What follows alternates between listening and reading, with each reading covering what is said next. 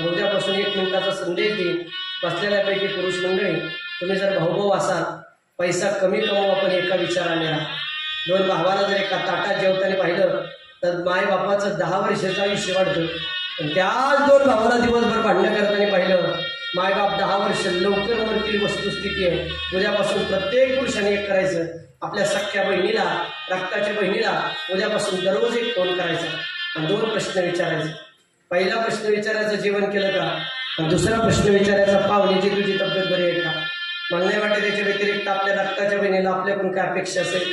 अरे तुमच्या जमिनीत वाटा लागत नाही, तुमच्या पैशात वाटा लागत नाही, तिची मरेपर्यंत इच्छा असते.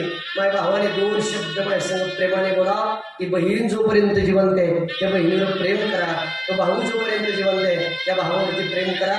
बहीण नसते तर माझ्या ज्ञानोबाचं काय झालं असते, कधीतरी ताटीची अभंग वाचा. मुक्ताबाई जन्माला आली नसते तर ज्ञानोबा